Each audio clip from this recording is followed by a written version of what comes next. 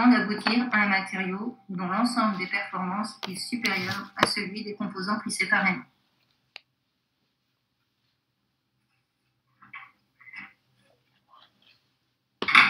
Donc là, j'ai pu.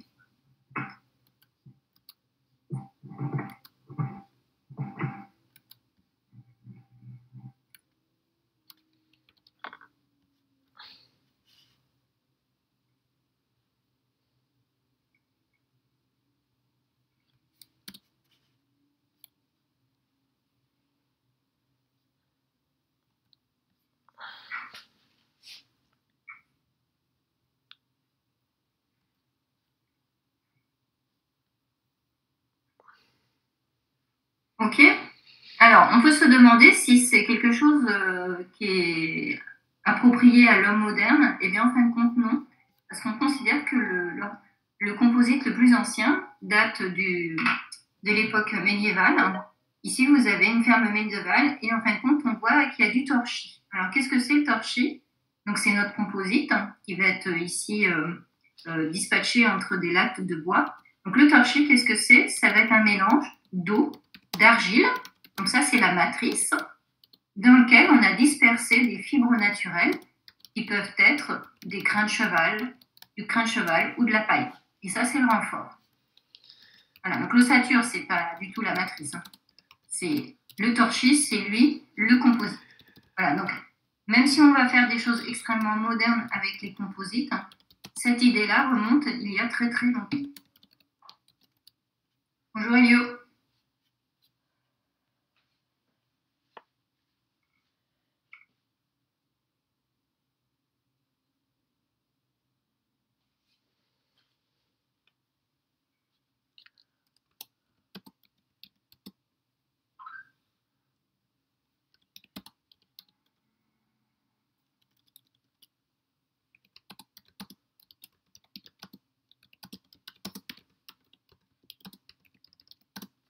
Est-ce que je peux passer?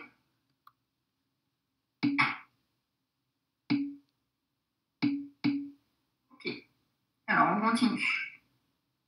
Alors, quelques caractéristiques générales sur les composites.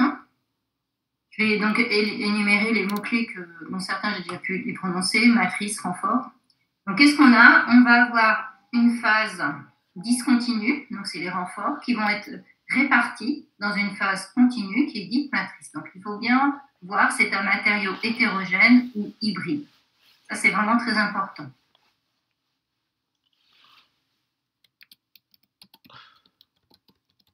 La phase discontinue, elle est plus dure que la phase continue parce que c'est elle qui va être à l'origine des très bonnes propriétés mécaniques du composite. Donc, elle doit avoir des propriétés mécaniques supérieures.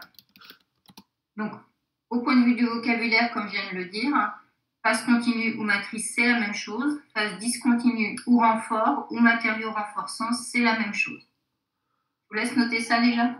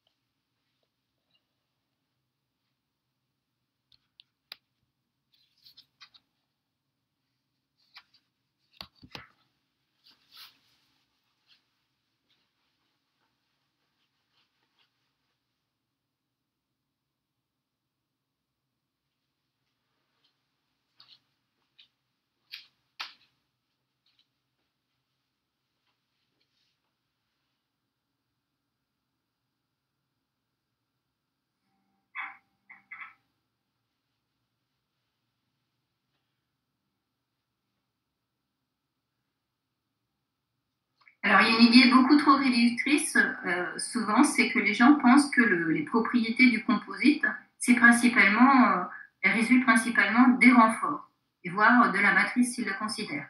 Oui, évidemment, donc les propriétés vont être dépendantes de la nature des propriétés des renforts et de la matrice, mais il y a aussi deux points extrêmement importants. C'est la façon dont on va disperser les renforts dans la matrice. On va voir qu'il y a différentes façons de le faire. Et puis également, il faut à tout prix, pour que ça soit un composite réussi, qu'il y ait des interactions entre ces deux parties, renfort, matrice.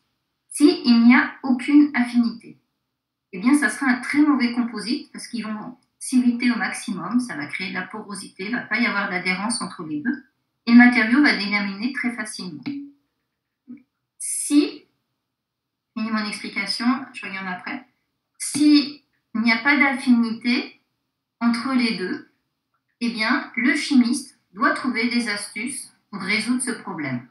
Mais il faut à tout prix que, même si on peut dire qu'il ne s'aime pas, puisque c'est un matériau hétérogène, il va falloir créer des interactions, si elles n'existent pas à l'origine, entre les renforts et la matrice. Alors on va voir, effectivement, je vais le redire plusieurs fois, l'apport par chacun. La matrice joue aussi un rôle dans les propriétés mécaniques. Ah, donc c'était discontinu. Donc, oui, bien sûr, on a dit que le succès du composite repose énormément sur les épaules du renfort, donc de la phase discontinue. Mais la matrice a un rôle. Je vous relaisse du temps pour noter.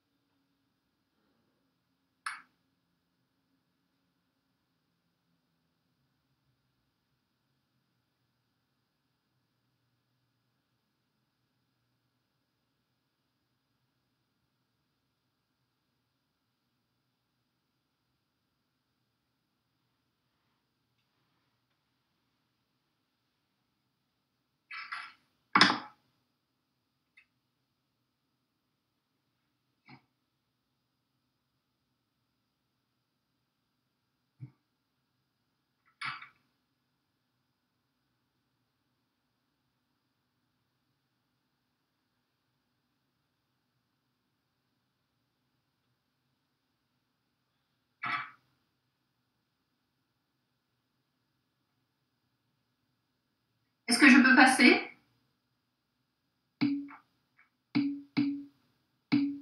Ok, on continue.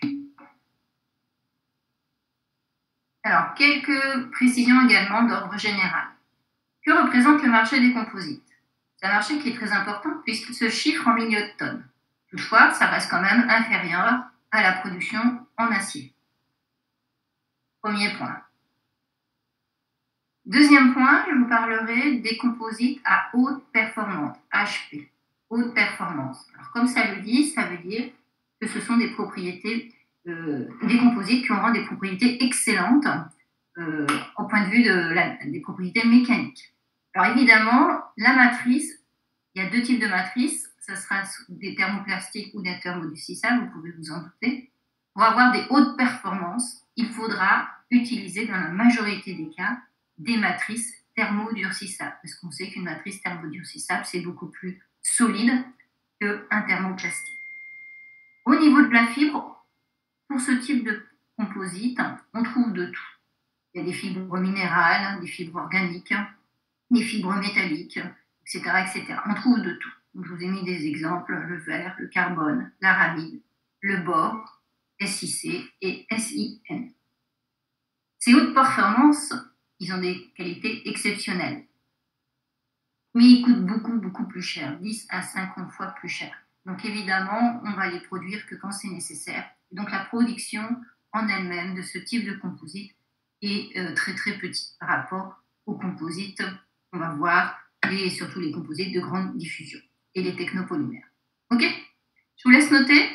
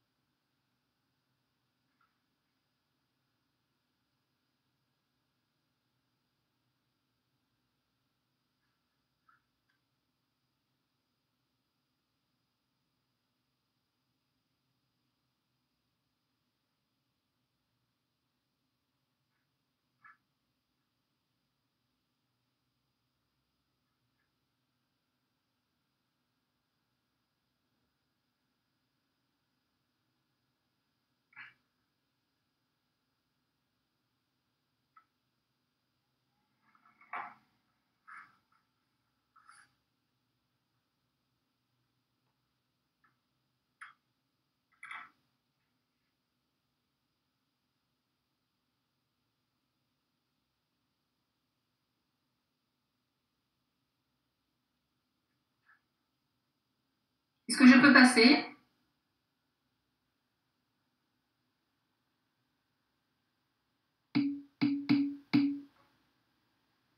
Zoé, un signe quand tu as fini. Ok. Faites-moi un signe.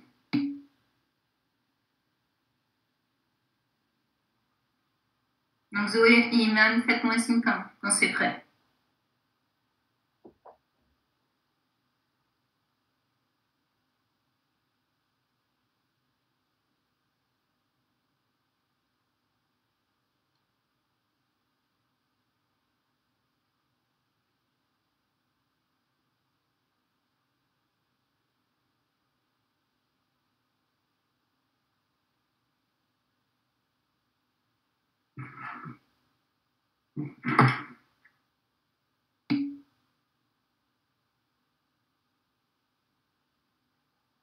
Iman, c'est bon? Ok, on continue.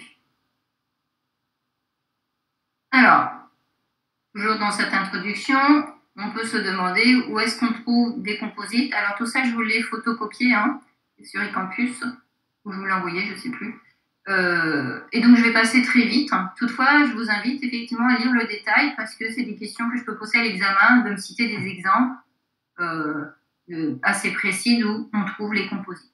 Donc où est-ce qu'on va utiliser les composites? On va les utiliser dans le domaine de l'électricité, l'électronique, dans tout ce qui est bâtiment, travaux publics, dans tout ce qui est transport, et on va décliner tout type de transport. Il va y avoir le transport routier, il va y avoir le transport maritime, ferroviaire, filaire, et on continue. Le transport aérien, le transport spatial, enfin bref, tous les transports. Et puis, dernier exemple, dernier domaine, je voudrais dire, eh bien, c'est que les composites se sont énormément vulgarisés dans le domaine du sport et des loisirs. Donc, tout ce qui est matériel de sport. Voilà. Donc, je vous invite à lire tout le détail. Moi, je préfère passer du temps avec vous plus sur les exercices et que vous lisiez vous-même ceci. Je ne vais pas apporter plus de commentaires que ce qu'il y a écrit. OK? Tout ça, ça vous est donné. Je continue donc pour aller plus vite. Alors, on peut se demander pourquoi fait-on de composites? Et donc, il y a un exemple qui est très parlant. Eh bien, c'est de prendre un exemple dans l'aviation. Quel est l'intérêt du composite pour un avionneur? Il y avait vraiment deux gros points qui vont vraiment l'intéresser. C'est les performances du matériau dont on a commencé à parler et également les économies en utilisant ce matériau, donc par rapport évidemment à l'homologue qui l'a remplacé, c'est-à-dire toutes les pièces métalliques. Alors, qu'est-ce qui va gagner en utilisant un composite? Eh bien, un composite, c'est extrêmement léger par rapport à du métal, donc il y a un gain en poids, et donc évidemment pour un avion, ça va se traduire un gain en carburant. De plus, le composite a une très bonne tenue en fatigue. Donc il y aura une durée de vie qui est beaucoup plus grande. Et donc sur l'amortissement, l'avionneur va aussi faire des économies. Et dernier point qu'on peut évoquer, c'est par rapport toujours aux pièces métalliques, il n'y a pas de corrosion. Donc économie également sur la maintenance. Donc déjà rien que par ce petit exemple, je trouve très parlant, eh bien on voit très bien ce qu'a pu apporter dans le monde moderne les composites. Je vous laisse noter.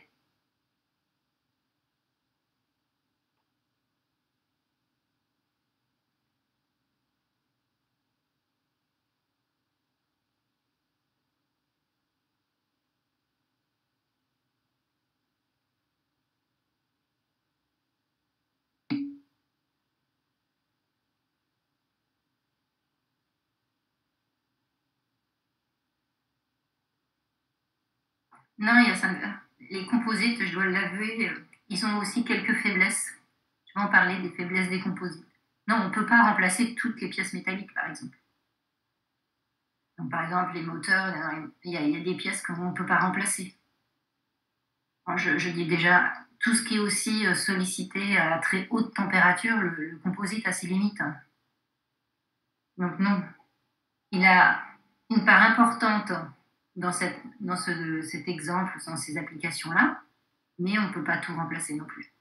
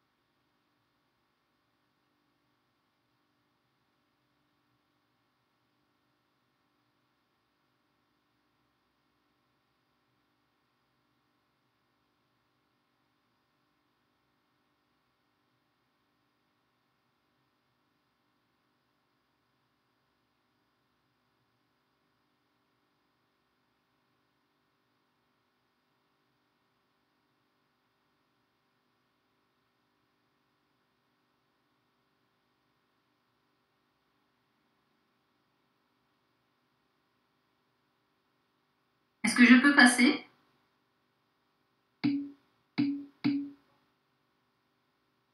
Donc pas d'objection, je continue.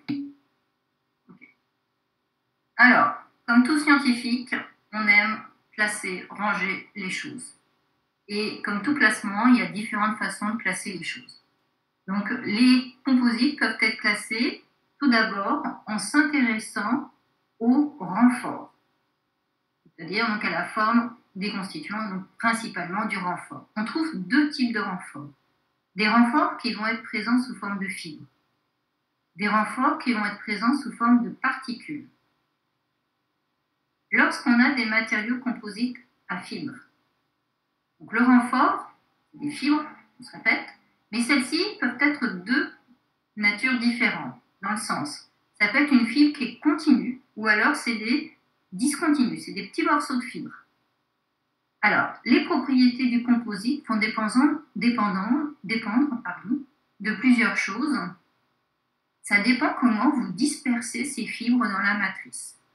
Donc, supposons que vous avez des petites fibres de verre que vous allez dispatcher au hasard dans votre matrice. Alors, le composite, lorsque vous allez le solliciter, sa réponse sera indépendante de la direction dans laquelle vous le sollicitez. Par contre, si vous orientez vos fibres, alors là c'est plutôt de la fibre continue, de façon parallèle, le matériau va être extrêmement résistant dans cette direction. Et par contre, il va présenter des propriétés bien inférieures dans les directions perpendiculaires et autres directions. Voilà, donc on peut avoir, selon la façon dont on va mélanger, répartir ces fibres, avoir un matériau qui est complètement anisotrope ou un matériau isotrope.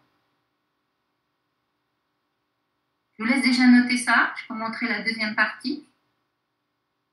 Les composites à particules. Je vous laisse du temps.